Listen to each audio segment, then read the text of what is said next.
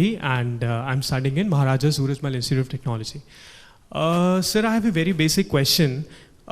If there's someone like me who's not that good in technical field and want to pursue his career in as a business analyst or something regarding an HR post or something, so it is really hard for us to approach a company that hires students in this particular field.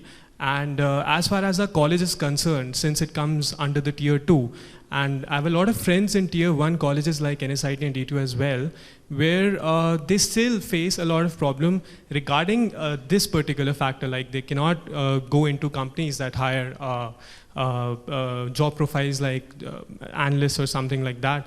There are a lot of computer students. Yes, there are companies coming in these colleges, in fact in our college as well, like Infosys and Edison and Accenture, who hire students in IT. But what about students who want to pursue their job under this field, and are not companies coming in those colleges for this particular job profile?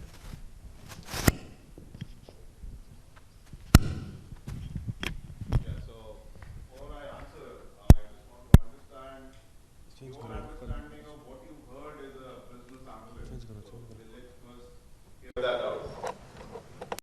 Or you've just seen a posting? No, sir.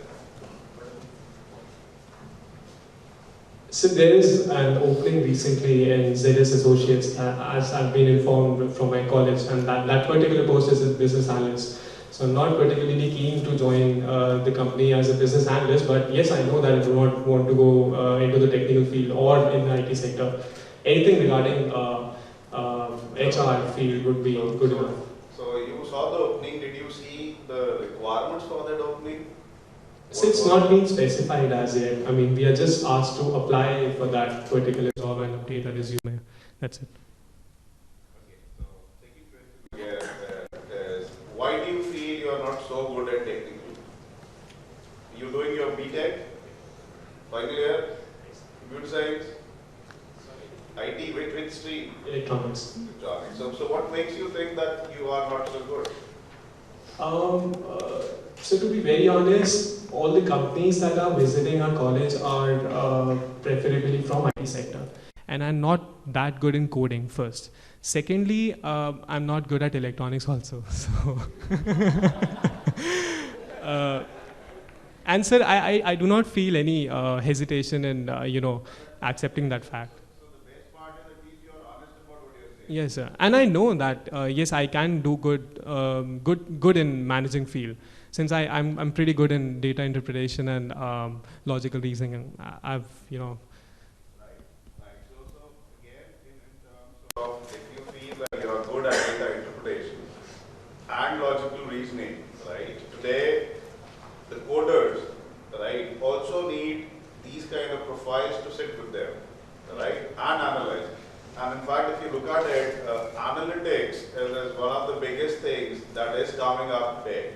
With the scores of data that is available with organizations, with problems and no solutions and lots of data, right? There is that niche demand, right, of people who are good at analytics.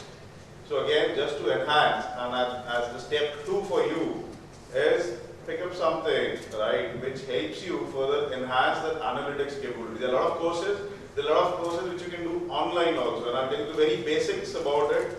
How good are you at Excel itself, right, today? Because in majority of the organization, when we talk about data, right, it is only in Excel, right? We become Excel managers rather than anything else, right? So I suggest the first step, if you're good at analytics, is to enhance that capability of playing around with Excel. Anything and everything, and trust me, once you get inside in terms of playing around with Excel, the capability the tool has, right, there's limitless, right? And that will help you to pitch yourself when you're going in for a business analytics role, right? So the way to impress again is tell the interviewer, saying that give me anything and everything on Excel, or give me unorganized data and give me 30 minutes and I'll give you any cut that you need. Prashant, you want to add up? Yeah, I So first, full marks for honesty. I think it's